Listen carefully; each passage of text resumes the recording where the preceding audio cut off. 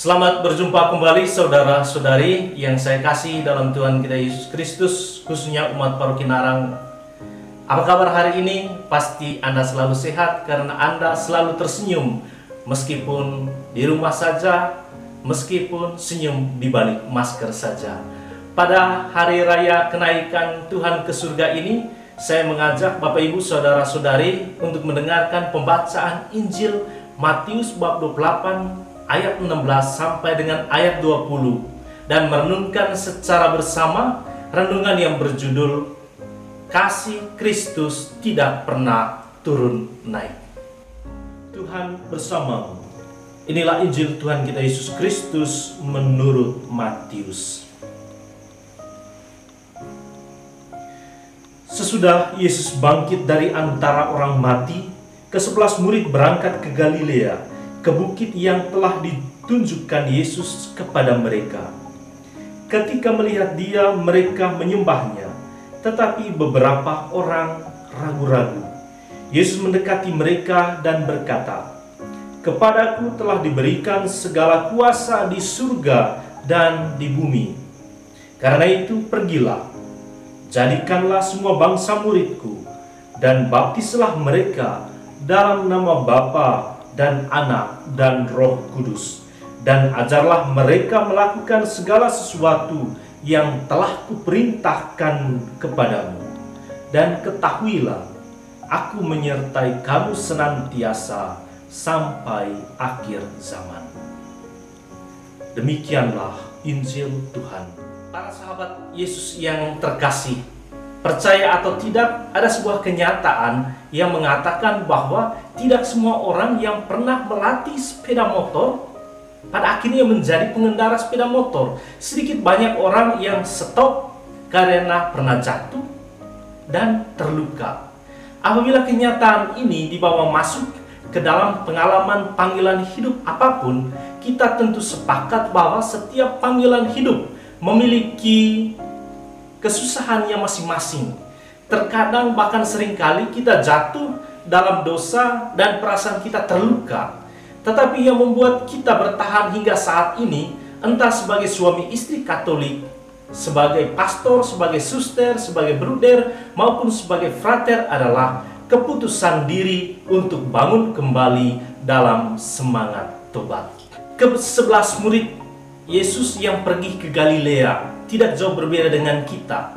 Mereka pernah jatuh dalam pencobaan. Hal itulah yang membuat mereka tidak jauh berbeda dengan Yudas Iskariot. Namun satu hal yang membuat mereka sedikit lebih baik dari Yudas ketika mereka mengambil keputusan untuk bangun kembali dari keterpurukan dosa dan membarui kembali komitmen kesetiaan mereka pada Kristus. Dan dasar pertobatan mereka adalah kasih Kristus yang tidak pernah berubah meskipun cinta para rasul selalu berubah-ubah dalam waktu. Oleh sebab itu, pesan Yesus kepada para rasul saat perjamuan malam terakhir dalam Matius bab 26 ayat 32, Dia katakan, "Sesudah aku bangkit, aku akan mendahului kamu ke Galilea," merupakan penanda bahwa masa kesusahan ini mesti dilewati dengan penuh kasih, sebab tujuan akhir penderitaan Kristus bukan Golgota tetapi Galilea. Pertanyaannya, mengapa harus Galilea? Yang pertama, karena Galilea merupakan kota kasih yang menjadi saksi bisu panggilan murid-murid Yesus yang pertama, Petrus, Andreas, Yakobus, dan Yohanes. Dan yang kedua, karena di Galilea para murid menyaksikan kenaikan Yesus ke surga dengan membawa masuk kodrat manusiawinya secara definitif ke dalam kemuliaan ilahi. Dan yang ketiga, karena di Galilea Yesus akan pergi ke rumah Bapa untuk menyediakan tempat bagi para rasul dan juga bagi kita, dan meminta kepada Bapa untuk mengirimkan kepada para rasul dan juga kepada kita seorang penolong yang lain, yaitu Roh Kebenaran. Dan yang keempat, karena di Galilea Yesus akan memberitahukan kepada para rasul dua misi yang baru. Apa dua misi yang baru itu? Misi yang pertama, pergi untuk menjadikan semua bangsa murid Kristus dan membaptis mereka dalam nama Bapa dan Anak dan Roh Kudus. Pada misi pertama ini termuat arti dasar misi. Menurut Uskup Agung Helder Kamara, misi berarti meninggalkan. Misi berarti pergi. Misi berarti melepaskan segala sesuatu, keluar dari diri sendiri, memecah dinding keegoisan. Lebih dari itu, misi berarti membuka diri bagi sesama sebagai saudara-saudari, menemukan mereka dan menjumpai mereka. Pada masa pandemi COVID-19 ini, misi kita yang pertama adalah memastikan bahwa kita meninggalkan keegoisan diri untuk menyelamatkan bangsa manusia dari virus corona dengan mencuci tangan di rumah saja serta mengikuti protokol kesehatan. Misi yang kedua adalah Yesus meminta para rasul mengajarkan semua bangsa yang sudah dibaptis untuk melakukan segala sesuatu yang telah diperintahkannya. Dan kita semua tahu bahwa perintah utama Tuhan yang tertulis dalam Injil Matius bab 22 ayat 34-40 adalah hukum kasih.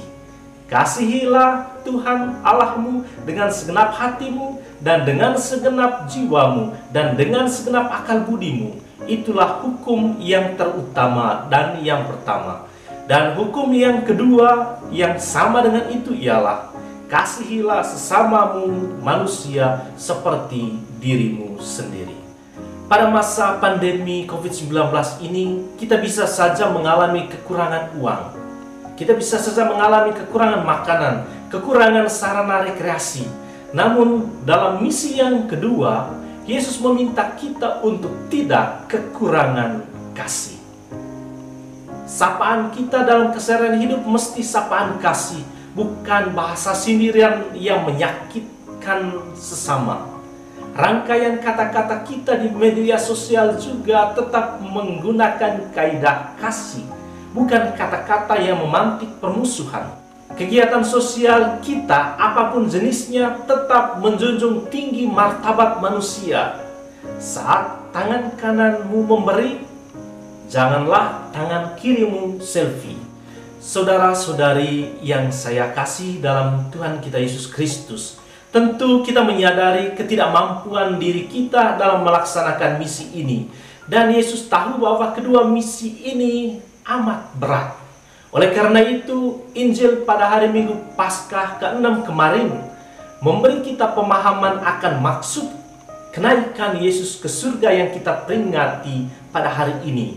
Kenaikan Yesus ke surga selain untuk menyediakan tempat bagi kita di rumah Bapa, Yesus juga pergi kepada Bapa untuk meminta supaya Bapa memberikan kepada kita seorang penolong yang lain, yaitu Roh kebenaran yang akan menyertai kita selama-lamanya. Bapak Ibu saudara-saudari yang terkasih, pada hari raya kenaikan Tuhan ke surga, Yesus mengajak Anda dan juga saya untuk kembali ke Galilea, panggilan hidup kita masing-masing, apapun kondisi kita pada saat ini. Entah kondisi di mana kita sering menjual Yesus dengan cara hidup kita yang sering dikuasai oleh uang dan harta.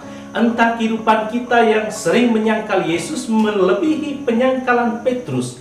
Entah cara hidup kita yang menunjukkan ketidaksetiaan pada Kristus. Ingatlah, kasih Kristus tidak pernah turun naik, tidak pernah berubah-ubah. Dia mencintai kita seperti saat Dia menerima kita menjadi saudaranya dalam pembaptisan, saat Dia memberkati kita sebagai pasangan suami istri Katolik, sebagai imam, sebagai suster, bruder, ataukah sebagai frater. Akhirnya, selamat merayakan hari raya kenaikan Tuhan ke surga. Selamat kembali ke Galilea, panggilan hidup kita masing-masing. Tuhan pasti menolong kita dengan Roh kebenaran dan akan menanti kita di rumah Bapa. Tuhan memberkati.